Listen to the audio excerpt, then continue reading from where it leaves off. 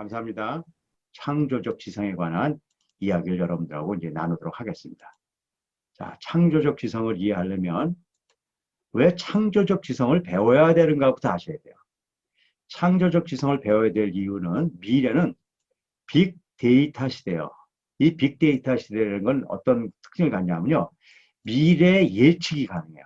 그러니까 빅데이터를 분석할 수 있는 사람은 미래를 볼 수가 있어요. 자, 이게 무슨 얘기가 알려드릴게요. 옛날에는 데이터가 작았어요. 예를 들어 CCTV도 뭐 한 동네에 뭐 10개, 20개였어요. 그러니까 뭐 데이터가 적죠. 지금은 달라요. 제가 아침에 우리 집 이렇게 그 문 밖으로 나가면 바로 이제 엘리베이터를 타면 엘리베이터부터 이제 CCTV가 시작해요. 제가 몇 시에 엘리베이터 탄지 알아요. 내려가서 제가 만약 버스를 탔다 그러면 버스 정거장 근처에서 CCTV에서 제가 몇 시에 탔고 몇 번을 탔는지가 이미 찍혀요. 그리고 제가 이제 어디 가서 내리면 그 정거장에도 CCTV가 있어서 내가 몇 시에 내렸고 또 어디로 가서 누구를 만났는가도 다 나와 있어요. 간 커피숍도 할 수 있고 거기에 만난 사람 안에서 누구 만났는지 다 찍혀요. 그런 것들이 빅데이터로 다 쌓인단 말이에요. 그러면 그런 게 한 1년 쌓이잖아요. 그럼 그 데이터가 만약 분석을 하잖아요. 그럼 제가 무슨 요일 몇 시에 나가서 뭘 하고 누굴 만날지가 다 나와요. 뭐 특별한 일 같은 건 다르겠죠. 하지만 보통적인 일은 다 한단 말이에요. 그래서 이 고도의 정보 처리 능력을 통해서 빅데이터를 바르게 살아가는 것들이 굉장히 중요해요. 그런데 이걸 하려면 바른 정보 처리 능력을 가져야 되거든요. 근데 사람들이 이거를 바르게 하지 못한다는 거예요. 그 이유는 뭐냐면 인식의 틀 때문에 그런 거예요. 요즘 이제 독서 운동이 많이 일어나요. 근데 이 독서 운동의 문제가 이제 이런 것들이에요. 독서 자체는 좋은 거란 말이에요. 그런데 독서 운동이 어느 정도로 우리나라는 아주 체계적이냐면요. 초등학교 가면 초등학교 읽어야 될 책이 있어요. 정해져 있어요. 그리고 학교에서 그걸 체계적으로 다 훈련해요. 중학교, 고등학교, 대학까지 다 있어요. 그래서 과거에는 그냥 부분적으로 일어나는 독서가 아주 독서 운동을 통해서 체계적으로 독서하는 그런 시스템이 우리가 전 국가적으로 만들어져 있어요. 그런데 문제는 그렇게 독서를 했는데 실제로 책을 보는 사람은 점점 줄어요. 뭐 인터넷 있고 뭐 그런 것 때문에 오는 영향도 있지만 실제적으로 그거를 빼고라도 적어졌어요. 책을 안 봐요. 그리고 책을 보면 잘 이해도 못해요. 이상하잖아요. 왜 그래요? 독서 운동 이후에 그렇게 됐어요. 애들한테 좋다고 책을 이렇게 우리에게 보여줬어요. 그런데 문제는 아이들이 그것을 다 이해할 수 있는 것들이 아니에요. 근데 이해되지 않는 책을 아이들에게 이렇게 어쨌든 뭐 교육 체계를 통해서 독서를 해요. 그러면요, 우리 애들은 똑똑하기 때문에 그걸 봐서 대충 이해하는 거로 독후감도 멋있게 써요. 그럼 사람들이 잘 됐는지 알아요. 하지만 그렇지 않아요. 그걸 하는 동안에 아이들이 갖게 되는 게 있어요. 뭐냐면 이렇게 귀찮고 나를 못 살게 구는 책을 다시는 안 봐야 되겠다 생각을 해요.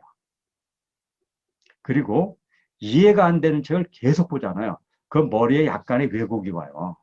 그래서 그런 독서 운동이 된 이후로 실제로 독서력이 더 떨어졌어요, 우리는요. 왜 그래요? 독서하는 게 잘못됐다는 게 아니야. 이건 오케이. 왜 독서하는 게 잘못됐어요? 문제는 인식의 틀이 되는 거예요. 이 부분을 건드리지 못했다는 거예요, 현재. 자, 이게 무슨 뜻인가 알려드릴게요. 어떤 아이가요, 빨간 색안경을 끼고 있어요. 그럼 노란색을 보면, 노란색으로 못 보고요. 이걸 주황색으로 봐요. 자, 그런데 빨간색 안경을 끼는지 몰라요. 그러면 주황색으로 보고 이것이 진실이라고 생각해요. 그래서 사람들이 야, 너 뭐 보니? 그러니까 주황색을 봤어요. 그러는 거예요. 아니야, 그 노란색이야. 이렇게 얘기해줘요. 그러면 그 사람은 분노하게 돼요. 난 분명히 주황색이 보이는데 노란색이라고 하면 두 가지예요. 그 사람이 나를 놀리거나 내가 거짓말하고 있다고 얘기하는 거란 말이에요. 그걸 어떻게 받아들일 수 있어요? 그런데 이런 일이 우리에게 매일 일어난단 말이에요. 왜냐하면 우리는 이런 지적인 색안경을 다 끼고 있어요.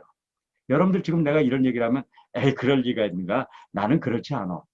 제가 잠시 실험을 해볼 거예요. 여러분들 다 색안경 끼고 있어요. 자, 그것이 사실이라 그러면 여러분들이 여태까지 진리라고 얘기하고 진실이라고 얘기한 것들이 실제로 틀린 것일 수도 있어요. 이건 생각보다 심각한 거예요. 이런 인식의 틀이 잘못되고 독서를 많이 하잖아요. 그러면 왜곡된 진리를 가져버린단 말이에요. 자, 그러면 왜 그런가를 설명드릴게요. 이게 이제 국가미래전략보고서에 이제 우리 학자들이 같이 얘기 나눈 겁니다. 그럴 수밖에 없다는 거예요. 자, 이게 인식의 틀을 색안경이라고 보자고요. 색안경으로 보면 이런 일이 생긴다는 거예요. 외부 입력. 우리가 책을 봤어요. 이게 책이에요. 그러면 이 책에 있는 내용이 기호로 돼 있어요. 뭐 한국어나 뭐 영어 이렇게 기호로 돼 있을 거 아니에요. 그리고 요 내용이 우리 뇌에 들어와야 돼요. 그리고 이것이 우리한테 활동이 돼야 돼요. 이것이 정상적인 독서예요. 근데 그런 일은 절대로 없다는 거예요. 어떤 일이 생기냐면 내가 갖고 있는 인식의 틀, 색안경이 요 기호 언어를 요로 통해서 이렇게 해서 의미를 바꿔서 의미 언어로 바뀌고 우리는 요걸 기억해 버려요. 그러니까 이게 기억돼야 되는데 인식의 틀 때문에 이렇게 기억이 된단 말이에요. 그러니까 이 문제에 대한 걸 해결하지 않잖아요. 그럼 우리는 진리에 도달하기가 너무너무 어려운 거예요. 근데 이런 교육을 우리가 지금 못하고 있다는 거예요. 그래서 제가 이것을 해결할 수 있는 방안으로 인식의 틀에 시각화라는 것을 제가 만들어낸 거예요. 저는 책을 읽으면 모든 길을 사선을 쳐서 읽게요. 그러므로 우리는 이와 같은 지적 색안경을 벗어버리고 말과 글을 있는 그대로 볼 수 있어야 됩니다. 그런데 어떻게 해야 이런 색안경을 썼다는 것을 알 수 있을까요? 인식의 틀을 시각하면 알면 됩니다. 이렇게 치게 하는 거예요. 그렇게 치면은 뭘 할 수 있냐면 얼만큼 색안경을 꼈는가가 바로 드러난다는 거예요. 자, 예를 들어서 아버지가 가방에 들어가신다. 그러면 사선을 쳐보는 거예요. 그러면 아버지가 방에 들어가신다 치면 어떤 사람은 아버지가 방에 들어가신다 이렇게 치는 사람이 있어요. 어떤 사람은요. 아버지 가방에 들어가신다 이렇게 치는 사람도 있어요. 아닐 것 같죠? 이거 쉬우니까는 아닌 것 같지만요. 조금 어려운 글을 보면요. 이런 걸 많이 나와요. 근데 이게 무슨 문제냐면 이걸 시각화한다는 걸 그림을 그려보는 거예요. 그림을 그려보면 이 사람은 아버지를 그리고 가방을 그려요. 이 사람은 아버지를 그리고 방을 그린단 말이에요. 동일한 컨텐츠가 그들의 틀에 의해서 완전히 다른 그림이 생기는 거예요. 그래서 이런 일이 생기면 어떤 문제가 생기냐면 책을 보면 볼수록 좋아진 사람과 나빠진 사람이 나온다는 거예요. 인식의 틀이 바르게 된 사람은 좋은 책을 읽고 좋아져요. 근데 인식의 틀이 나쁜 사람은 좋은 책을 왜곡시켜서 그것을 나쁘게 받아들인단 말이에요. 그래서 책 많이 보고 남 사기치고 뭐 속이고 그런 사람들이 나오는 거예요. 자, 그래서 여러분들이 인식의 틀을 시각화하는 훈련들을 해야 되는 거예요. 그래서 제가 이제 우리 5차원 독서법과 학문의 9단계를 배우러 온 사람은 첫 번째 이렇게 줄을 주고 그림을 그리게 하죠. 이렇게 아까 사선을 쳤어요. 로마군에 의해서 로마군을 그리는 거예요. 예루살렘의 모든 집이 이렇게 그리는 거예요. 불태워지고 파괴되었지만 벤자타이라는 라비아 10사람은 그럼 여기다 그려보는 거예요. 그들이 살고 있는 집 한 채를 보존해 달라고 그리고 간청했다 이렇게 그려보는 거예요. 이렇게 그려보면요. 두 가지 현상이 일어나요. 아이들은 잘 그려요. 근데 어른들은요. 막 화가 나기 시작해요. 이건 좀 쉬운 글이라고 그러죠. 조금 이제 어려운 글을 읽잖아요. 그 그림이 안 나오는 거예요. 왜 그런지 아세요? 원래 그런 거예요. 이 텍스트, 글로 된 언어하고 그림으로 된 언어는요. 언어의 격이 달라요. 그러니까 텍스트 언어하고 그래픽 언어하고요. 완전히 레벨이 다르고요. 기능이 달라요. 쉽게 설명해 줄게요. 예를 들어 외국인 왔는데 제가 남대문에 대해서 텍스트 언어로 글과 말로 한 30분을 얘기해 봐요. 그리고 글이라 그러면 제대로 그리는 사람이 없어요. 그냥 자기네가 생각하는 그림을 그려요. 유럽 사람 뾰족하게 막 그리고 그래요. 남대문 설명을 했는데요. 그런데 그럴 필요 없어요. 그냥 남대문 사진을요. 그래픽 언어요. 한 1분만 보잖아요. 그럼 다 그래요. 완전히 레벨이 다른 거예요. 그래서 이건 그림 실력을 얘기하는 게 아니에요. 그들이 갖고 있는 내재적인 지적인 어떤 그 상황에 따라서 이 그림이 나오기도 하고 안 나오기도 하고 잘못 나오기도 해요. 이런 걸 통해서 인식의 틀을 시각하고 그들이 갖고 있는 색안경을 발견하고 이걸 고쳐주는 작업이요. 절대적으로 필요한 거예요. 절대적으로. 근데 우리 이런 교육을 해본 적이 없는 거예요. 그러니까 전부 그냥 각자 나름대로 사는 거예요. 각자 나름대로. 예를 들어서 이런 글이 있잖아요. 이런 글이 있어요. 이 글은 제가 지난번에 영어 시간에 사용한 거예요. 사람은 시작하는 일이 아니라 끝낸 일로 판단을 받는다. 과거는 돌이킬 수 없지만 다가올 미래는 바꿀 수 있다. 너의 삶에서 너를 여기까지 오게 한 모든 실수들을 용서하라. 일단 있는 그대로의 삶을 받아들인 다음 더 나아질 수 있도록 노력하자. 지난주에 이걸 여러분들이 다 영어로 만들었습니다. 그리고 여러분들이 깜짝 놀랐어요. 어떻게 이걸 영어로 만들었지? 자, 여러분들은 지금 영어 시간이 아니니까 얘기는 안 할 거예요. 이것을 이렇게 사설을 치고 그림을 그려보잖아요. 그럼 이상할 것 같죠? 다른 그림들을 그려요. 오늘은 시간이 없으니까 하지는 않을 거예요. 자, 여러분들이 이런 과정들을 통해서 정말 내가 보고 있는 글이 내 어떤 인식의 틀로 보고 있는가에 대한 판단을 할 수 있어야 되고 그것을 고쳐가는 그런 과정들이 필요하다는 거예요. 또 중요한 건요. 상상의 능력이 있어야 돼요. 제가 창조적 지성했죠. 창조적 지성. 우리가 이제 우리 학생들하고요. 저는 이제 초등학교, 중학교 이런 걸 보고 하는 거를 사람들 어떻게 생각하냐면 이런 거 이건 아무것도 아니에요. 이 글을 보고 자기가 스토리를 만들어 보는 거예요. 그럼 어떻게 되냐면요. 같은 스토리가 나오는 경우는 하나도 없어요. 그런데 그 스토리를 보면 그 사람의 상상의 레벨들을 우리가 찾아낼 수 있어요. 그리고 같은 스토리에서 완전히 다른 이야기들이 나와요. 이 상상의 능력이라는 것은 초등학교용, 이거는 애들용이라 교육이라고 하면 안 돼요. 저는요, 제가 대학 총장을 하기 때문에 대학 교수들도 이 훈련을 시켜요. 왜 그러냐면요, 상상력이 없는 교수는 상상력 있는 제자를 절대로 못 길러내요. 그래서 이런 상상 능력들이 이제 필요하다는 거예요. 이런 것들이 없이는 독서를 많이 하더라도 그냥 시험 보는 도구일 뿐이지 인생의 자기 인격을 바꿔가는 과정이 안 된다는 거예요. 저는 학교에서 공부를 가르칠 때 책을 기술로 보지 못하게 해요. 책은 인격으로 봐야 되는 거예요. 인격을. 공부도 공부의 기술로 공부하면 안 돼요. 많은 사람들이 요즘 공부의 기술로 넘어가는 거예요. 굉장히 교육공학적으로 메소돌로지가 중요하다고 얘기해. 오케이. 필요한 것들이 있어요. 하지만 그보다 더 본질적인 것은 인격으로 공부해야 돼요.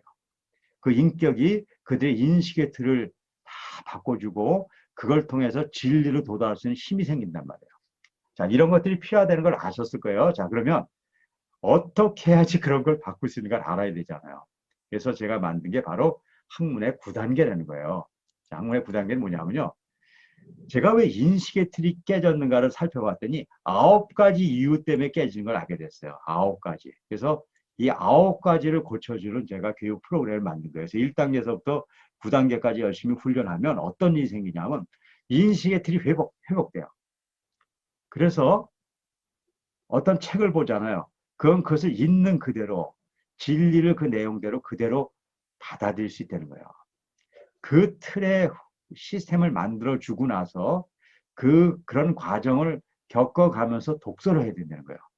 그래서 저희는 독서 운동을 어떻게 하냐면요. 좋은 책을 갖다 읽는 운동을 독서 운동이라고 정의하지 않아요. 어떻게 하냐면 인식의 틀을 바꿔가면서 이 보는 책을 있는 그대로 바로 볼 수 있는 능력을 가지면서 책을 보는 걸 우리는 독서 운동이라고 정의하는 거예요. 그래서 저희 학교에서 책을 공부할 때는 예를 들어서 국어 공부를 한다. 우리 국어책을 공부하지 않아요. 어떻게 하냐면 인식의 틀을 바꾸는 훈련, 이 학문의 9단계를 바꿔주면 아이들이 국어책을 스스로 볼 수 있어요. 우린 역사책도 마찬가지예요. 역사를요, 선생님이 잘 정리해서 가르쳐주면 역사 지식을 갖고 시험은 볼 수 있어요. 근데 역사 공부에서 진짜 중요한 것은 역사 시험도 필요하지만요. 진짜 중요한 것은 역사적 의식을 갖게 만드는 거예요. 근데 역사적 의식은요. 책을 봐서 생기는 게 아니에요. 책을 볼 수는 내가 어떤 사람이냐가 의식을 결정짓는 거예요. 그래서 역사책을 볼 때도 역사책을 열심히 보는 것이 아니라 그중에 일정한 시간을 빼서 학문의 9단계를 통해서 나의 지적인 프레임을 바르게 만들면서 역사책을 공부하는 것을 우리는 역사 공부한다고 정의하는 거죠. 자, 그럼 학문의 9단계가 뭔지 간단히 제가 오늘 한번 설명드려 볼게요. 한번 우리 같이 한번 생각을 해보시자고요. 자, 첫째 단계는 이제 1단계, 2단계, 3단계가 있는데 이걸 3단계까지 묶어서 정보를 입수하는 과정이라고 그래요. 그냥 과정이에요. 그게 세 개가 있어요. 그 다음에 두 번째는 정보를 심화, 또 때로는 고도화라는 말을 써요. 심화는 깊이 있게 가는 거고요. 고도화는 레벨을 높이는 거예요. 두 가지가 다 같은 용어로 우리는 사용하고 있어요. 거기에 이제 4, 5, 6 세 개의 단계가 있고요. 그다음에 정보의 표출, 7, 8, 9가 있어요. 자, 이걸 얘기 드릴게요. 자, 정보가 입수되는 것. 우리가 책을 보거나 강의를 듣거나 지금 여러분들 정보가 계속 입수되고 있어요. 그런데 이 단계에서 어떻게 해야 되냐면 여러분들 인식의 틀이 바르게 돼서 제가 전달하려는 것이 왜곡되지 않고 들어가게 하는 단계가 필요하다는 거예요. 그러니까 열심히 책 보는 단계가 아니에요. 인식의 틀을 교정해서 바르게 입수하기 위해서는 세 가지를 알아야 돼요. 이것이 첫 번째예요. 이것이 안 되면 그 다음에 어떤 걸 하더라도 문제가 생겨버려요. 그러니까 이걸 우리가 학교 오면 학생들한테 제일 먼저 이걸 열심히 해야 되고, 우리가 5차원 독서 우리가 그 과정이 여러분들에게 열리면 이걸 이제 열심히 해야 되는 것이죠. 하지만 여기서 끝나면 절대로 안 돼요. 뭘 해야 되냐? 고도화 과정이 있어야 돼요. 고도화 과정. 자, 고도화 과정을 쉽게 설명할게요. 자, 제가 정보 입수를 통해서 누굴 만나서 100명의 전화번호부를 가지고 있다고 생각합시다. 그럼 요즘은요, 이미 우리의 그 기계들이 고도화 과정을 가져요. 김씨, 씨, 최 씨를 착 분리해버려요. 그런데 옛날엔 그렇게 하지 않았어요. 사람 만날 때마다 수첩에다 이렇게 적어 놓는 거예요. 그래서 내가 100개의 정보를 갖고 있으면 100개의 정보를 갖고 있는 거예요. 그런데 그렇게 놓으면 100개의 힘이에요.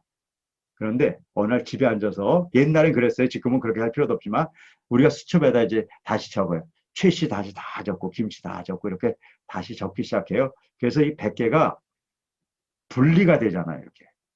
분류가 됐다고, 클래시파이 됐다고 해야 되나? 이렇게 분류가 되잖아요. 그럼 똑같은 100개라도요. 가치가 완전히 달라요. 이건 100점이라면 분류된 100개는 1000점 만점으로 가치가 바뀌어 버리는 거예요. 그래서 우리에게 입수된 지식을 어떻게 고도화하는가 아는 거에 따라서 우리의 능력은 완전히 달라져 있어요. 저는요, 우리 한국 민족이요, 뭐, 좀 인종, 뭐, 차별적인 얘기를 하려고 하는 건 아니니까 오해하지 말고 들어주세요. 굉장히 뛰어나다고 많은 사람들이 얘기해요. 그리고 그런 면이 있어요. 그런데 문제는 그렇게 뛰어난 사람들을, 우리 자녀들을 갖다가요, 부모들, 교사들이 교육해가지고 서울대야, 뭐 좋은, 뭐 미국의 뭐 하버드 대학도 보낼 수 있어요. 애들이 뛰어나니까요. 뭐 뭐 열심히 공부하고 밤새도록 해서 뭐 시험 맞는 건 갈 수 있잖아요. 근데 그다음부터 문제가 된다니까요. 거기까지 그렇게 힘들게 갔는데요. 그 다음에는 소식이 없어요. 미국에서요, 자식 하버드 갔다고 막 자랑하는 집이요. 그걸로 끝난 경우 많이 있어요.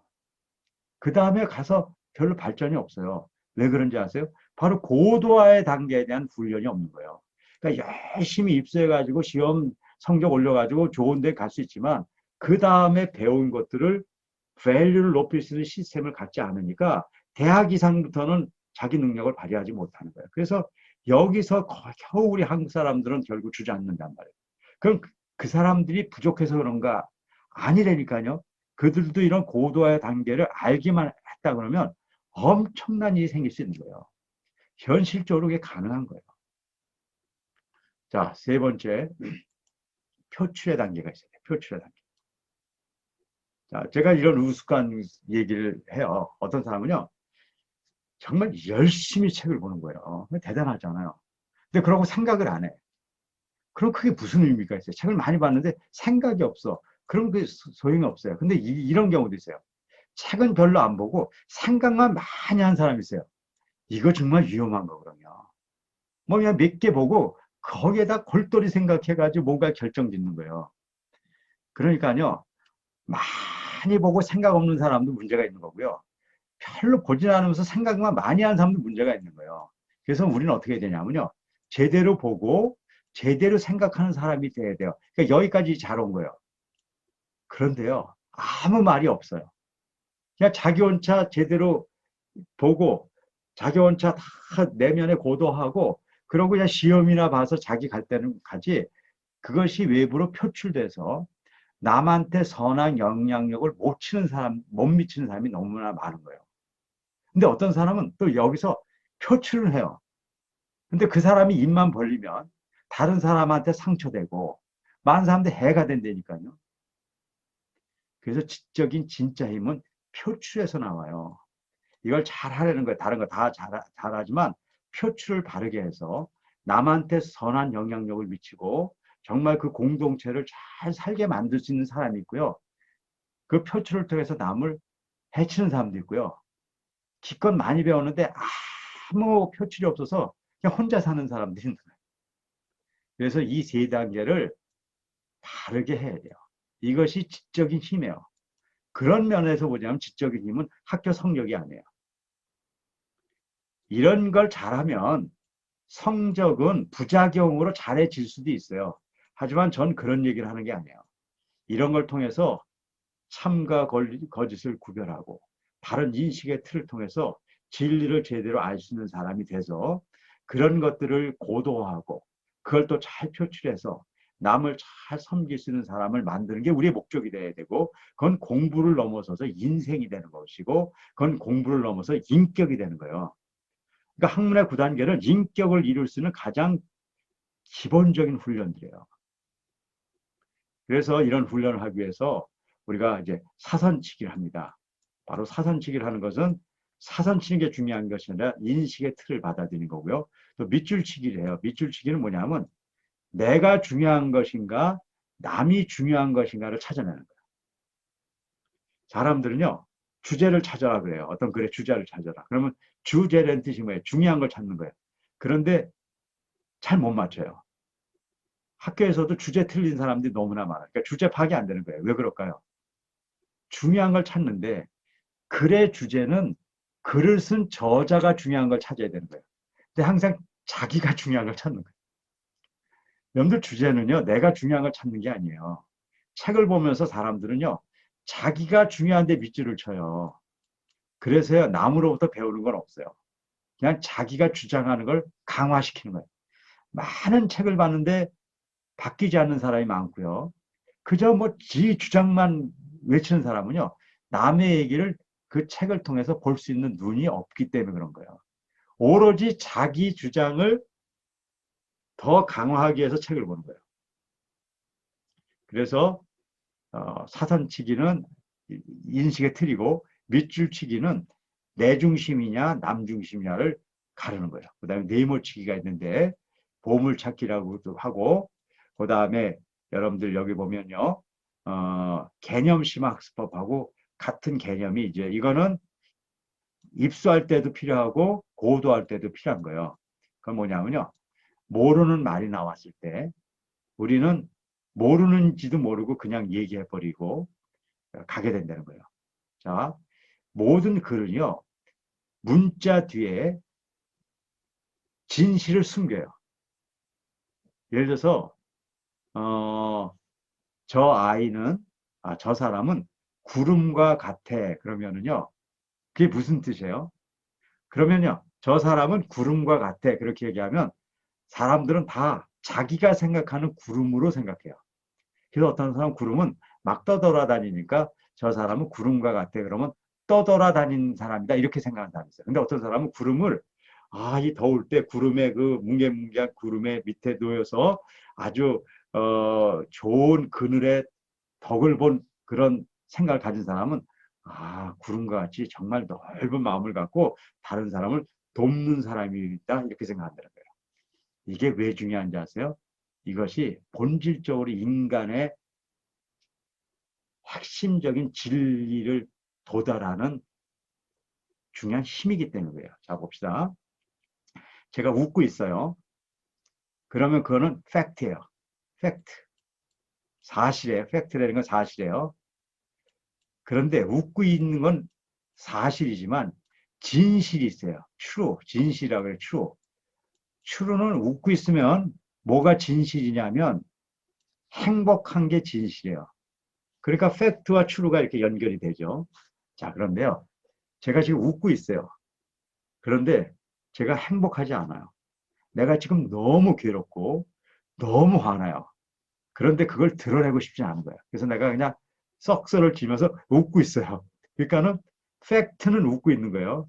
이제 true는 뭐예요? 내가 불행하고 괴로움에 있는 거예요. 그러면 truth, 진리는 뭐예요? 난 괴로운 거예요. 그런데 truth는 어디에 숨겨져 있냐면요. 팩트 뒤에 이렇게 숨겨져 있어요. 그래서 웬만한 사람은 못 봐요.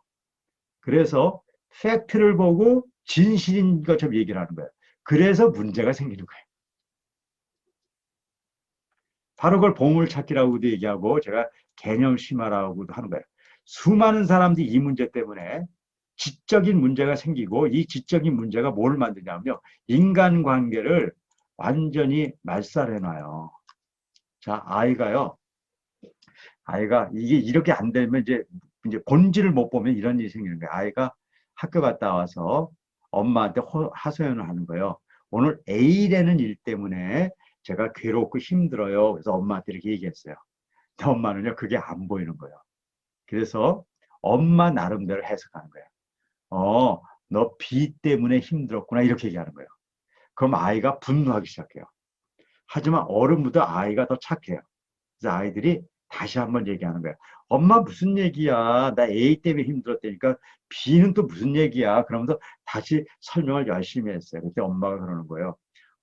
C 때문에 힘들었구나. 그런 거예요. 그 다음에는요, 그 딸과 엄마는요, 끝난 겁니다. 제가 수많은 부모와 자식 간의 문제 만난 사람들에 대해 그 문제가 있는 사람을 만나보고 나서 안 결과가요. 자식하고 깨지는 데는 바로 이런 문제가 안 돼서 깨진 사람들이 생각보다 너무너무 많아요. 지적인 힘은요, 우리의 모든 것들의 근본이에요. 학교에서 성적, 뭐 국어 매점 이런 얘기하는 게 아니라니까요. 정보를 바르게 보는 능력을 얘기하는 거예요.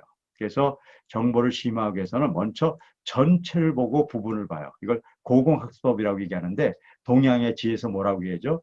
숲을 먼저 보고 나무를 봐야 된다고 얘기해요. 근데 우리는 지금 다 어떻게 하냐면요. 나무를 보면서 숲을 보려고 그래요.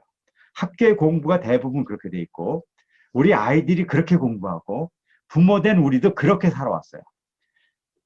수많은 심각한 문제가 여기 있어요. 그 다음에 생각이 없는 거예요. 아까 얘기했죠. 묵상할 능력이 없고요.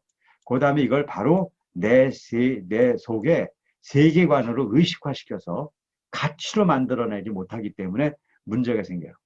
이것들을 여러분들이 할 수 있는 능력을 알고 훈련받아야 돼요. 마지막으로 표출하는 거예요. 표출은 세 개의 단계가 있는데 뭐 내용은 나중에 하더라도 첫째는 텍스트로 표출하는 거예요. 글로 표출해야 돼요. 그래서 저는 글을 쓰게 하지만 이 글로 표현한 것만은 안 돼요. 뭘로 표현해야 되냐면 그림으로 표현해야 돼요. 그림으로. 그래서 아까도 말씀드렸지만 그림을 많이 그려보는 거예요. 그리고 이 그림이 우리에게 여러 가지 유익한 것들을 만들어줘요. 그런데 이게 쉽지가 않아요. 소위 그래서 제가 이미지 독서법이라고 얘기하는데 이미지로 독서할 수 있는 능력이 있는 사람과 그렇지 않은 사람은 뭐 근본적으로 사실 달라요. 지적인 활동이 달라요. 여러분들이 이런 것들을 좀 훈련해야 되고요. 이것이 한 단계 더 올라갈 수 있다 그러면 이건 뭐 정말 대단한 변화가 일어나는 거죠. 그래서 함수, 펑션, 수학적 언어로 표현하는 거예요. 저는 우리 학생들한테 수학을 가르칠 때 수학 문제 풀이를 궁극적으로 하게 되죠. 하지만 그 과정에서 가장 중요한 건 고도의 사고 능력을 통해서 융합적인 데까지 가는 시스템을 훈련하는 거예요. 그래서 펑션화하는 거예요. 제가 사실은요, 지금 얘기하는 대부분은 이미 펑션화된 거예요. 이미 그것이 어떻든 하나의 그 시스템이 만들어져서 제가 펑션화 됐기 때문에 이런 얘기를 할 수 있는 거지. 그것이 펑션화 되지 않잖아요. 그런 게 소설이 돼버려요. 소설을 무시하는 게 아니에요. 소설은 역할이 다르단 말이야. 소설은 그런 얘기 중에 그 스토리에 히든, 그러니까 숨겨져 있는 추루가 있어요. 진실이 있단 말이야. 그걸 찾아내는 훈련이고, 지금 이런 어떤 인간을 변화시킬 수 있는 어떤 교육적인 체계는 이것이 함수화까지 가야 돼요. 그래서 이런 것들이 뭔가를 알고 훈련하는 것과 그렇지 않은 거는 완전히 다른 거죠. 그래서 제가 여태까지 이제 오면서 이제 이런 일들을 해왔던 거예요. 지난번까지 배운 세 가지 말씀드렸죠. 5차원 리더십을 통해서 지력, 심력, 체력, 자기관리, 인간관계를 바꾸자. 그래서 우리가 진정한 리더가 돼야 된다. 두 번째는 지난번 얘기한 대로 이제는 문화의 벽을 넘어서야 된다. 그러려면 언어에 대한 아주 본질적인 수용성을 가져야 되고, 그렇게 하기 위해선 사고 구조와 발성 구조를 변화시켜야 되고, 그렇게 사고 구조와 발성 구조를 변화시켜서 외국인과 만났을 때 두려워하지 않고, 그리고 자신이 갖고 있는 생각들을 그 문화의 벽을 넘어서서 표출할 수 있는 시스템들을 가져야 된다. 세 번째는 우리가 책은 분명히 읽어야 된다. 그리고 수많은 데이터를 우리가 잘 분석하려고 노력해야 되지만 그 이전에 해야 되는데, 그것은 인간이 갖고 있는 지적인 프레임, 틀, 인식의 틀을 바르게 정립하는 과정을 가져야 되는데 그게 만만치 않은 거예요. 적어도 이 9가지의 단계를 통해서 그것을 바꿔가서 그런 역량을 가지고 미래를 살아가야 된다는 것이 제가 여태까지 얘기 드린 겁니다. 마지막 이야기를 변화의 원리를 과학적으로 설명드릴게요. 오늘 이 원리를 여러분들이 잘 하시면 여러분들이 앞으로 뭘 하든지 도움이 될 거예요. 자, 그러면 변화의 원리. 자, 이제 과학자니까 제가 제일 잘하는 과학으로 설명해 줄게요. 변화를 이렇게 설명할 수 있어요. 여기 물이 있어요.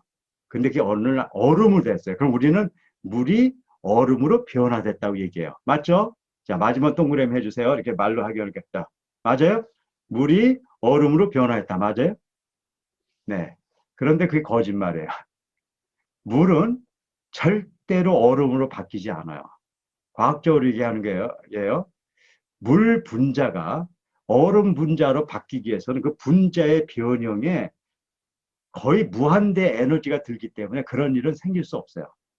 그런데 우리가 겨울 되면 이렇게 흐르던 물들이 얼음이 돼 있잖아요. 그래서 우리 물이 얼음이 바뀌었다고 얘기해요. 그래서 그거를 해석하는 것이 굉장히 어려웠어요. 근데 지금 과학이 엄청나게 발전했어요.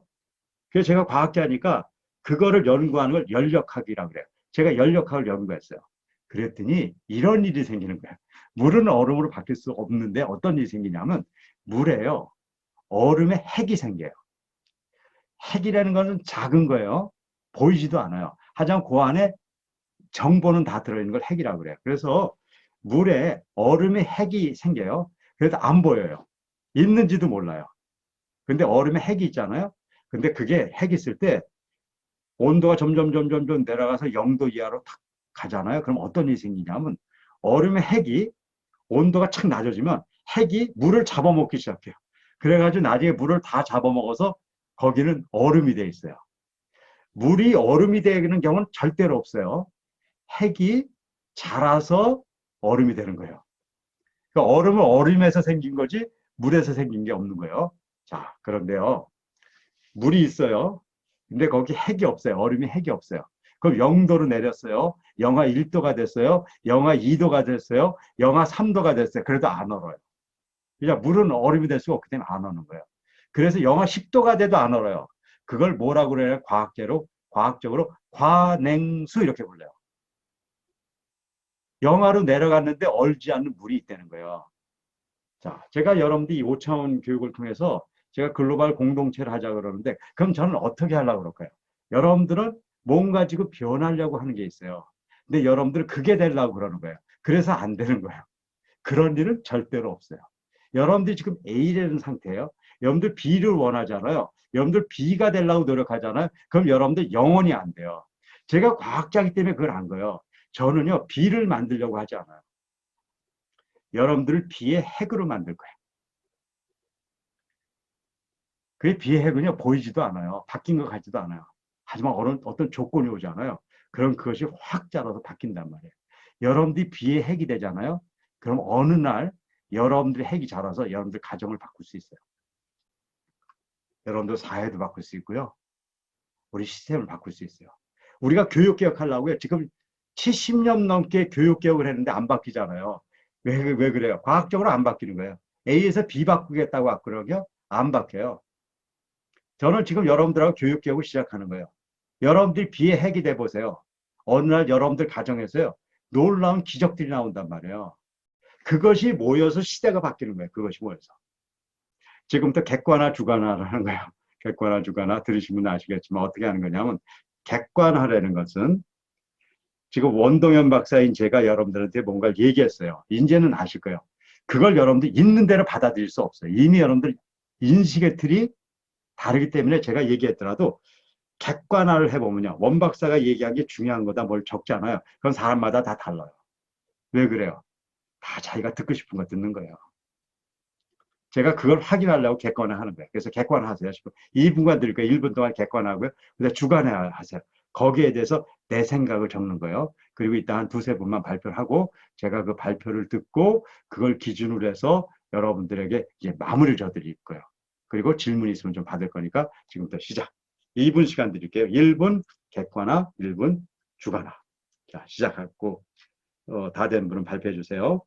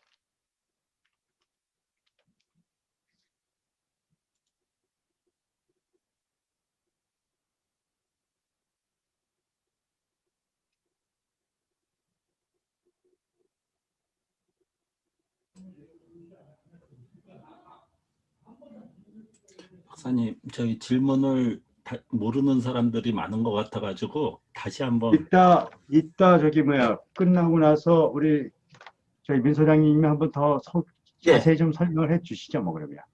지금 그건 그렇고 지금 네, 저기 사람들한테 실습하라고 말씀하신 거 있잖아요. 그거를 네네. 모르시는 분들이 많은 것 같아요. 아, 지금 얘기하는 거요? 예, 그러시구나. 자, 그러면 지금 하는 얘기를 이렇게 생각하시면 돼요. 1번, 원동현 박사는 무슨 얘기를 했나 적으세요. 2번, 그 원동현 박사의 생각에 대해서 나는 이런 의견을 갖고 있다. 이렇게 적으시는 거예요. 그럼 됐죠? 예.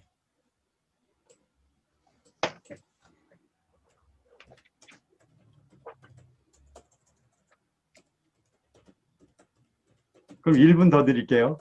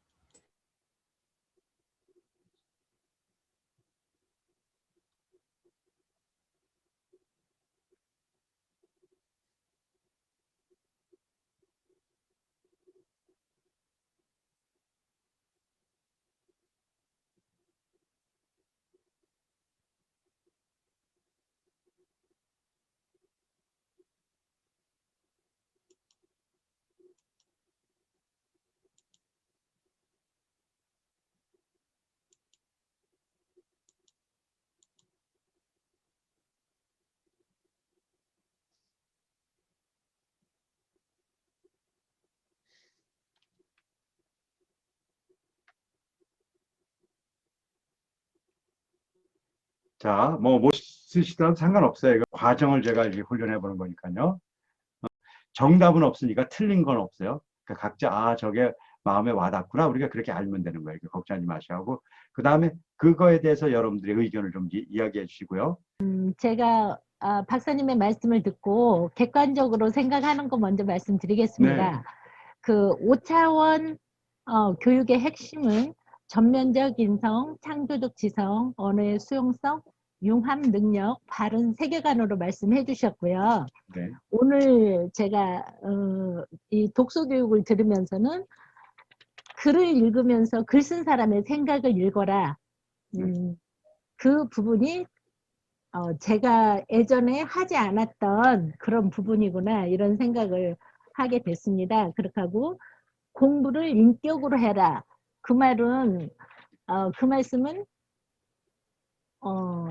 조금 어렵지만 마음으로 담을 수 있는 그런 말로 생각하였습니다. 그리고 또 텍스트 언어를 그래픽 언어로 그려봐라. 그 말씀에 대해서도 그 아까 주신 그 그림을 보고 텍스트 언어로 말해봐라. 그러면 100사람이면 100사람이 다 다르다. 그럴 때 맞아.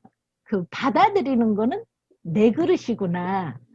이런 생각을 해봤습니다. 그렇게 하고 아까 그 얼음을 말씀해 주셨는데 그 얼음 얘기를 들으면서 나는 어떤 핵이 될 수 있을까? 내가 되고 싶은 핵은 어떤 것일까? 이런 생각을 해봤습니다. 네. 그렇게 하고 제가 그 영어를 전번에 하신다고 했을 때 조금 자신이 없어서 신청을 못했습니다. 근데 할 수 있을까? 이게 제 질문입니다. 제가 미국에 네. 갔을 때 네, 세 사람을 만나고 전 영어 학자가 아니잖아요. 저 과학자잖아요. 그렇죠? 근데 제가 네. 영어에 대한 체계를 왜 만들었을까? 제가 미국 갔을 때 세 그룹을 만나고 놀랐어요. 일단은 절 초청한 집에서 유치원도 안 다니는 아이들이 있는데 TV를 보고 있는데 내가 박사인데도 그 TV를 못 보겠더라고요. 근데 유치원도 안 되는 애들이 그걸 보고 웃더라고요. 아, 재밌게. 그래서 영어는 유치원도 못 다녀도 하는 거구나. 제가 그걸 알았어요. 제가 워싱턴에 갔을 때 원 달러 그러서 돈 달라는 그 거지들이 있어요. 그러니까는 그 중에 뭐 유식한 사람도 있지만 굉장히 뭐 글도 못 쓰는 그런 그 아주 저기가 그 뭐 지적인 그가 낮은 사람들도 있어요. 그런데 그 사람들도 다 영어해요. 그리고 제가 이제 어디 그 강연을 갔는데 미국에도 지적 장애자들이 있어요. 그 사람들도 영어 다 해요. 저기 영어를 신청한 사람인데 그 박사님 말씀 중에 텍슨이의 인격을 보고 읽어라 그래서 제가 지금 그거를 목소리로 낭독을 하면서 읽어보고 있는 중이고요. 오늘 말씀하신 것 중에 역사책 얘기가 나와서 말씀을 드리는데요. 제가 아이들이 둘이 있는데 둘 다 책을 좀 잘 안 읽어서 이번 겨울방학 때 이제 역사책 어린이 초등학교 거 10권을 읽기를 친구들하고 약속을 해서 10권에서 지금 6권을 도전을 하고 있는데 아까 말씀하실 때 힘든 기억은 오히려 안 좋다 그러셨잖아요. 근데 안 좋다 그래서 아무것도 안 할 수가 없고 근데 시간적으로 막 그거를 막 잘 이해를 하면서 어떻게 할 방법이 없어요. 그래서 제가도 좀 읽어주면서 지금 열심히 도전을 하고 있는데 안 좋은 자, 기억으로 남을까 봐 똑같은 좀 얘기죠. 걱정. 똑같은 얘기는 뭐냐면 네. 역사책을 볼 때 역사책을 이해할 수 있는 사람으로 만들어주는 게 먼저라는 얘기예요. 역사책을 안 보자는 게 아니에요. 우리도 역사 공부를 하잖아요. 그러니까는 역사책의 수준을 이해할 수 있는 정도의 수준의 사람들로 만들고 역사책을 보면 역사에 대한 의식이 생길 수가 있어요. 근데 역사책이 이해가 안 돼요. 그래서 엄마가 도와줘서 지식을 전달할 수 있단 말이에요. 예를 들어 은제 왕은 뭐가 있고 얘기하면 되잖아요. 그렇죠? 자, 예를 들어서 이런 거예요. 우리가 이제 역사책에 보면 묘청의 난이라는 게 나와요. 뭐 이제 뭐 기억이 안 났습니다. 그러면은 아니 기억이 납니다. 묘청의 난이 있을 때 묘청의 난에 대해서 의미를 가르쳐줘요. 그때 많은 그 묘청의 난이 어떤 의미가 있냐면 우리나라가 이렇게 그 사대주의 그러는데 묘청이 그걸 좀 넘어서서 독립적인 그런 사고를 가졌다. 그래서 묘청의 난을 설명하고 그걸 얘기해요. 그래서 시험에도 그게 나와요. 근데 어떤 게 우리가 역사 공부되냐면 묘청의 난을 자기가 쭉 읽어보고 걔 머릿속에 와, 이 사건은 이게 사대주의 그 시대에 있어서 뭔가 독자적으로 하려는 것을 판단해서 그런 역사의식을 갖는 것은 도움이 되는 거예요. 그렇죠? 그런데 걔는 그런 생각이 하나 나지도 않아. 그런데 그냥 이거는 원래 그런 거라고 가르쳐 주잖아요. 그럼 걔는 생각하는 것조차도 잊어버리는 거예요. 그런 역사를 가르칠까 봐 제가 걱정을 하는 거예요. 그러니까 근데 역사책을 보는 이렇게라도 게 잘못됐던 게 아니라는 거예요. 네네네. 그러니까는 근데 이렇게라도 좀 해야 지식이 조금씩 늘어나지 않을까? 이렇게 그렇게 아니 그러니까 조금씩 그런 거 해도 안 해도 된다는 게 아니라 그것만 하면 안 된다는 거예요. 네네. 역사책을 볼 시간이 있으면 저는 이렇게 하는 거예요. 역사책을 볼 시간이 있으면 1시간 역사책을 볼 거면 1시간을 역사책을 보게 해주는 건 안 맞다고 생각하는 거예요. 적어도 10분이라도 역사책을 바로 볼 수 있는 능력을 길러주면서 나머지를 역사책을 보는 게 맞는 거지. 지금 우리 독서운동이 다 그런 거라니까요. 지금 얘기했잖아요. 예를 들어서 쉽게 얘기하면 학문의 9단계를 가르치면서 역사책을 보는 거는 쉬운 일이에요. 자, 그러면 내가 여기 뭐 종교하고 상관없이 내가 우리 학교가 우리 기독교 계통의 학교이기 때문에 우리는 아이들한테 뭘 익히냐면 성경책을 봐요. 성경책이요. 근데 성경책을 어떻게 보냐면 그냥 보게 하는 게 아니에요. 볼 수 있는 능력을 길러줘요. 그 능력을 길러준다는 게 바로 이런 거예요. 자, 이렇게 보면 사선 친 거 보이나요? 네, 애들 사선 친 거 보이나요? 자, 보입니다. 네. 애들이 이 책 한 권을 이렇게 사선을 치면서 다 보는 거예요. 왜 사선을 치냐면 인식의 틀이 제대로 됐나. 그리고 밑줄 치기도 있어요. 왜냐하면 자기가 중요하다고 생각하는 건가 남이 네모치기도 있어요. 이렇게 다 있어요. 그렇죠? 이걸 우리 아이들이 읽는다고 대단해지는 게 아니라 이거 어려운 내용이에요. 이걸 읽을 수 있는 힘을 길러줘요. 사선치기 이렇게 해서 학문의 9단계로. 그래서 얘가 이게 이해가 되는 날이 있어요. 그때 역사책을 줘요. 이거 역사책, 이게 아까 역사책을 좋아하는 거. 우리는 역사책을 안 가르쳐 주고 아이들이 읽어요. 어떻게 읽나요? 여기 보면요. 이게 보이나요, 혹시? 네네. 자기가 사선치고 밑줄 치고 그림 그리면서 다 그리는 거예요. 그러면은 역사를 공부하는 게 두 종류가 있어요. 역사책을 잘 정리해서 지금처럼 설명하면서 가르치는 역사 공부도 나쁘다는 거 아니에요. 그냥 하셔도 돼요, 그냥요. 근데 또 다른 방법이 있어요. 역사책을 볼 수 있는 역량을 길러줘서 걔네들이 역사책을 보는 것도 좋은 공부 방법이에요. 저는 후자로 가르쳐야지 미래에 살아남는다고 얘기하는 거예요. 네. 그러니까 지금 얘기하는 걸 틀렸다 그런 게 아니라 네. 그걸 선택해서 그걸 하시는 건 어쩔 수 없는 거예요. 하지만 저는 다른 대안을 지금 제시하는 거고, 그건 자기의 판단에 의해서 결정을 해야 되는 거죠.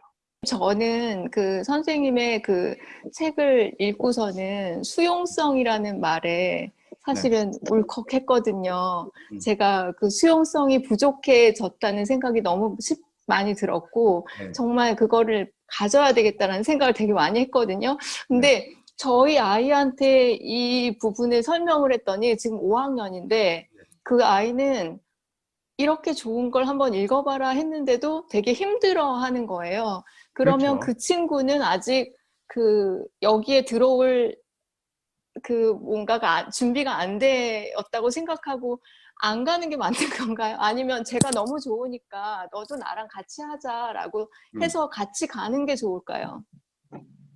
그러니까 엄마는 네. 엄마대로 하세요. 네, 저는 저대로 그래서 하고 엄마가 많이 아이도 바뀌잖아요. 그럼 네. 아이가 그거 참 뭔지 해보고 싶다 할 날이 올 거예요. 아, 그때까지 기다려야 되나요? 근데 사실 박사님이랑 할 수 있는 기회가 올 1년이라고 전 생각을 하거든요. 그 1년 동안에 저희 아이도 같이 하고 그럼 싶다는 이렇게 생각이 되게 해요. 많아서, 어떡하냐면 네. 다음에 2월 달에 네. 학교에서 그때 뽑을 신입생을 또 뽑는 게 있어요.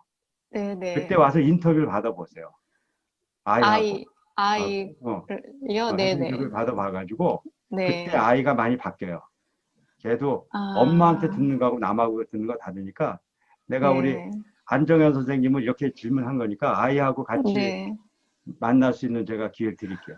여러분들 제가 모처럼 이렇게 정말 한국에 이렇게 그 부모들을 만나서 또 여러분들이 전문 집단에 있는 분들 만나서 5차원 교육에 대한 여러분들이 어느 정도의 수용성을 가질까 생각했을 때 굉장히 깊이 수용하려는 그런 마음을 보고 저는 굉장히 한국 사회에 대한 나름대로의 좀 이렇게 기대를 해요 지금요.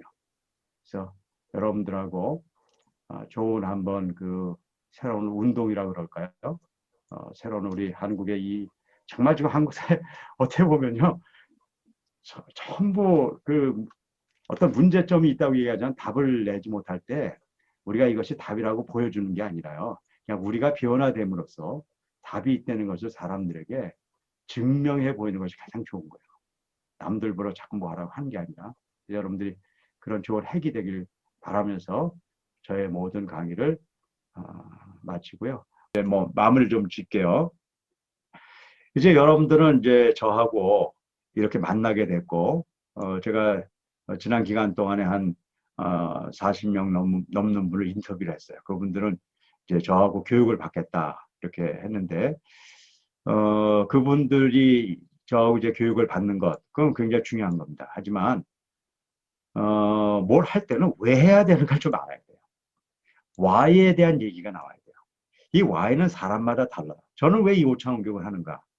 여러분들의 그 여러 가지 목적이 있고 그걸 이루시면 돼요. 그건 뭐 나쁜 건 아니에요. 하지만 적어도 이 5차원 교육을 만든 사람은 왜 만들었는가를 알아야 돼요. 그걸 제가 오늘 이제 마지막 세미나 시간이기 때문에 제가 이 5차원 교육을 만든 본질적인 이유에 대해서 좀 설명드릴게요. 제가 하려고 했던 거는 글로벌 교육 공동체를 만들려는 거였어요. 글로벌한 교육 공동체를 만들자. 제가 이렇게 그 여러 가지 활동을 하면서 첫 번째 사람들은 자신을 잘 가꾸고 사랑하는 것이 필요해요. 뭐 그것이 왜 나쁘겠습니까? 필요한 거죠, 그렇죠? 하지만 거기에 머무르면 안 돼요. 뭐 수신제가 치유평천하 뭐 그걸 설명드리는 게 아니에요. 제가 아주 원리적으로 말씀드리는 거예요. 많은 사람들이 이 세상에서 많은 일을 한다는 사람들에게 인정을 받는데 무슨 문제가 있냐면 자기 가족한테 인정을 못 받는 거예요. 제가 왜 이걸 잘 아냐면 제가 그런 사람이었기 때문에 아는 거예요. 제가 정말 수많은 일을 한다고 그러면서 우리 가족을 제대로 못 돌봤어요. 그게 우리 가족에게 굉장히 상처가 됐고 그 고통이 얼마나 큰지를 알고 그것을 제가 다시 회복하는데 엄청난 어려움이 겪었어요. 그래서 제가 사실 이 5차원 교육을 만든 이유도 거기에 있는 거예요. 내가 우리 자녀들에 대한 어떤 그런 문제들, 그런 어려움에 대한 것들. 그래서 제가 이제 이걸 만들었고요. 그러면서 제가 이제는 이 문제를 더 깊이 하게 된 거예요. 그건 가족을 그래서 사랑해야 되기 위해서 가족을 목숨 걸고 사랑해야 된다는 거예요. 저는 이제 거기에 제가 이제 주창자예요. 목숨 걸고 사랑해라. 그런데 한 가지 더 있는 거예요. 가족을 목숨 걸고 사랑해야 되는데 가족만 사랑하면 문제가 생겨요. 그러면 다른 가족을 해치는 일이 생기는 거예요. 이건 아주 심각한 문제예요.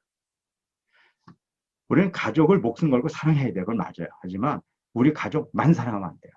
적어도 우리의 공동체에 있는 우리 여러분들이 뭐 한국 분이라면 한국 그 커뮤니티, 여러분들이 또 다른 나라 사람이면 그 나라 커뮤니티, 거길 사랑해야 돼요. 그래서 우리 이렇게 얘기해도 틀리지 않아요. 내가 살고 있는 공동체, 국가를 위해서 생명을 걸어야 돼요. 그래서 그런 애국자도 나오는 거예요. 난 그걸 고귀하게 봐요. 하지만 자기 국가만 사랑하면 안 돼요. 그 사람은요, 다른 국가들의 다른 사람에게는요, 정말 처참한 일도 저질러 있어요. 그래서 우리는 그걸 넘어서 보편적인 인류를 사랑할 수 있어야 돼요. 그래야지 나도 사랑하는 거고, 가족도 사랑하는 거고, 국가도 사랑하고, 인류를 사랑하는 거예요.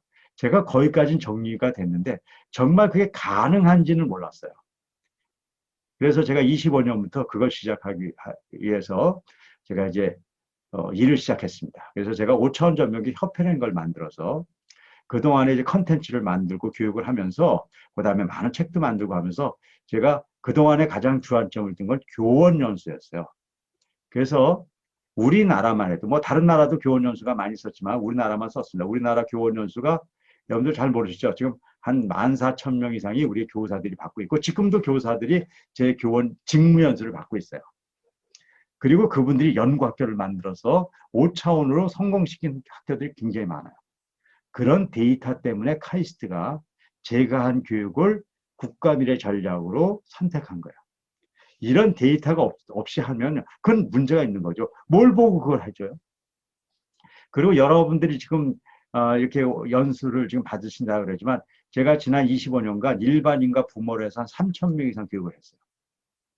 그리고 이분들은 이 교육을 받은 다음에 꼭 마지막으로 리프레임 교실을 해요. 이 리프레임은 여러분들이 이번에 5차원 리더십 있는 과정에는 제가 이걸 집어넣어 놨어요. 이거를 한 사람들을 제가 이제 5차원 교육을 본격적으로 하는 사람이라고 얘기해요. 그리고 전 크리스찬인데 5차원 성경 여행에서 지금 교육을 하고 있고요. 그래서 여기서 이런 걸 해서 지금 교육을 해왔고요.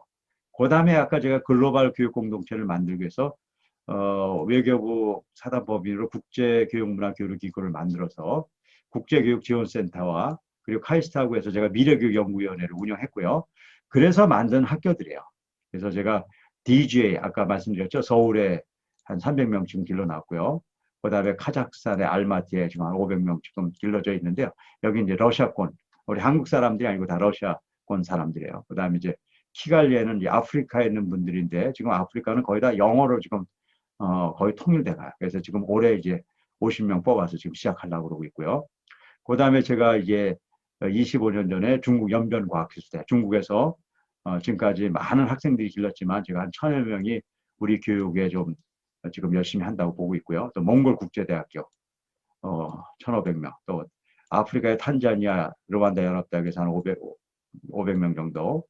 그 다음에 제가 이제 한국에는 일반 학교인 동두천 중고등학교, 한국문화영상고등학교에서 지난 25년간 한 4,500명 정도 교육을 받고요. 네, 벨국제학교에는 대한학교에서 한 1,500명, 세인고등학교에서 한 2,000명, 우리 교육을 그동안에 그래도 한 몇만 명 이렇게 교육을 받아왔고요. 이분들이 이제 전 세계적으로 해서 지금 글로벌 교육 공동체라는 곳에서 지금 전 세계적으로 한 1,000여 명이 지금 움직이고 있어요. 지금 제가 이제 이렇게 해오다가 요번에 여러분들하고 하려고 하는 건 뭐냐면 제가 한국에 지금 시간이 없잖아요. 제가 한 1, 2년 정도 제가 전문인 교육원이라는 거를 하나 이제 지금 우리 산하로 하나를 더 지금 만들었습니다. 그래서 여기 3개 강좌를 오픈한다. 리더십, 독서, 언어. 이건 아까도 영어 교육이 아닙니다. 저희들은요. 영어를 통한 언어. 그래서 글로벌리 어떤 언어라도 이런 시스템을 갖고 할 수 있도록 우리가 구축해 준다. 그래서 이번에 한 각 팀별로 한 20여 명 정도 지금 올 것 같고요. 이 3가지를 다 제대로 마친 사람들을 우리 글로벌 공동체처럼 평생회오를 해서 일생 좀 같이 가보려고 해요.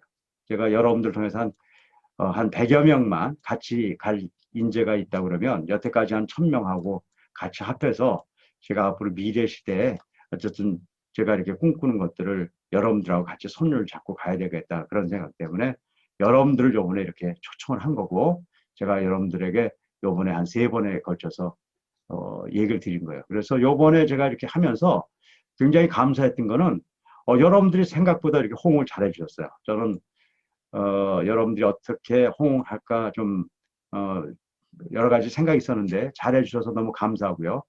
여러분들하고 이렇게 지금 인터뷰하면서도 제가 굉장히 큰 힘이 됐어요. 여러분들이. 그래서 제가 이제 이렇게 결정을 했습니다. 요번 2월 3일인가 수요일일 거예요. 그때 제가 3일일 거라고 생각하는데 그때 3시부터 5시까지 해서 영어 첫 번째 클래스를 열 거예요. 그리고 7시부터 9시까지 리더십, 5차원 리더십 첫 번째 클래스 제가 열 겁니다. 그리고 6월 3개월 갈 거예요. 그리고 다음 달에 첫 주에 독서하고 영어를 열 거예요.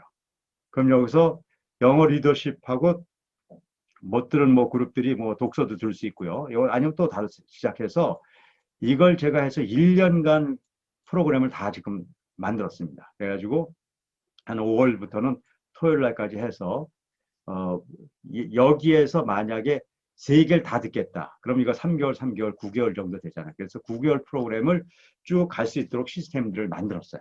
그래서 여러분들하고 올해 이 3개를 하나씩 듣고 자기가 필요한 대로 하셔도 돼요. 뭐 그건 아무 상관없습니다. 그렇게 하시면 되고 이 중에 또 3개를 다 듣고 우리 평생회원으로 같이 가실 분들까지 오면 또 그런 분들도까지 해서 계속 할 수 있는 시스템들을 만들었어요. 이번에 운영하려고 평생교육 시스템들을 하나 만들고 제가 왜 자꾸 평생교육의 시스템을 이야기하냐면요. 이것은 하나의 세대에 필요한 건 아니에요. 제가 학교에다 이렇게 얘기한 거는 학생들이 이걸 익히면 학교 공부를 하고 학창 시절을 정말 가치 있게 살아갈 수 있기 때문에 제가 이걸 하는 거예요. 하지만 제 그 전략 보고서를 보신 분은 알겠지만요. 이건 학창 시절은 한 부분이에요. 왜냐하면 이것은 일생을 가는 거거든요. 그래서 학창 시절에 이걸 못 배운 사람들은 청소년 시스템을 만들어서 청소년 교육을 하려고 그러고요.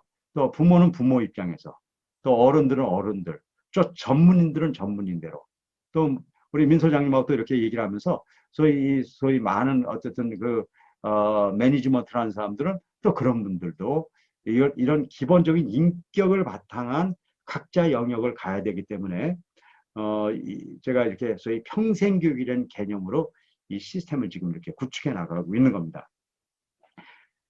제가 이제 여태까지 한 25년간의 경험을 통해서 한 사람의 중요성을 아는 거예요. 한 사람의 중요성. 한 사람의 변화가 엄청난 변화를 일으키는 거예요. 한 예를 들면 제가 첫날 이런 얘기를 했어요. 몽골에서 제가 밝은 미래 종합학교를 오픈했어요. 근데 그 학교는 길거리에 버려진 애들이에요. 그래서 점심 한 끼를 학교에서 주는 것이 전부예요. 그러니까 걔네들이 무슨 공부를 하겠어요.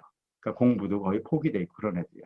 걔네들을 이 5차 원격을 정말 시간을 내서 공부는 거의 뭐 이렇게 관심이 없는 것보다 공부보다 인간 교육이 더 중요하니까 그렇게 교육을 했어요. 그러니까 다른 사람들이 막 비난하고 그런 사람도 있었죠. 공부 못하는 애들 놓고 공부 시간을 저렇게 줄여가지고 무슨 인간 교육을 하냐 그런 거였어요. 뭐 그런 얘기를 듣는 중이었는데 한 1년 반 정도 지나서 각 나라 똑같아요. 울란바토르시 교육청에서 거기 있는 학교들을 다 이렇게 그 평가 시험을 봤다고요. 근데 결과가 우리 그 밝은 미래 종합 학교 5차원 하는 학교가 일반 학교보다 평균이 높았어요. 과거에 그 학교는 모든 학교보다 못한 바닥이었는데 갑자기 일반 학교보다 높아져서 오해를 받았어요. 그래서 교육청에서 누가 나왔냐면요. 첸스랭이라는 장학관 아주 똑똑한 분이 나왔어요. 그리고 아주 그냥 눈을 크게 뜨고 왔어요. 이런 녀석들이 다 나 그런 마음으로 온 것 같아요. 그냥 그 학교는 그 당시 한국 분들이 가서 외국인들이 세워서 그걸 도와주려고 세운 학교거든요. 그런데 외국인이 와서 이런 못된 짓 했다는 거예요. 그런 애들 놓고서 성적이나 조작하고 그렇게 본 것 같아요. 그런데 3일간 면접을 보고 나서 그분이 중요한 걸 알게 된 거예요. 아니구나. 우리는 여태까지 교육은 열심히 가르치는 걸로 알았는데 진정한 교육은 그게 아니구나. 가르치는 것도 해야 되지만 배우는 아이들이 어떤 상태에 있는가를 알아서 그것을 개선시켜주고 교육하는 것이 맞는 교육이라는 걸 알게 됐어요. 그래서 이 첸스랭이 제가 몽골에 갔을 때 찾아왔어요. 박사님, 그분이 이제 갖고 얘기하는 거예요. 이 책을 몽골어로 번역하겠습니다. 그래서 제가 번역하게 했어요. 그리고 그 번역본을 가지고 그 첸스랭이 장학관이니까 몽골에 있는 학교들한테 이걸 교육을 하게 했어요. 그리고 4년 후에 지난번에 얘기한 대로 몽골의 대통령인 바가반지 대통령이 저를 초청한 거예요. 그리고 몽골 국제대학교라는 대학이 설립하고 몽골의 교육의 지대한 터닝 포인트가 됐다고요. 전 지금 제 자랑하는 게 아니에요. 잘 보세요. 저는 한 거 없어요. 저는 5천 원을 갖고 밝은 미래 학교에다 하라고 그랬어요. 거기는 선생님이 열심히 했어요. 그래서 이상한 일이 생겼어요. 그래가지고 이상한 사람이 와서 감사했어요. 그리고 그 사람이 열심히 해가지고 몽골을 변화시켰어요. 그리고 대통령을 만나서 새로운 대학이 생겼어요. 제가 한 일이 뭐 있어요? 한 사람의 첸스랭한 사람의 변화가 몽골의 시스템을 바꾸는 거예요. 내가 왜 얘기를 했냐면 여러분 얘기를 하려고 그러는 거예요. 여러분들 한 사람이 바뀌잖아요. 그러면요, 여러분들 가정이 바뀝니다. 그러면서 여러분들이 변화됐으면 좋겠어요. 자녀들을, 그들을 돕는 진짜 본질은 변화되는 거예요.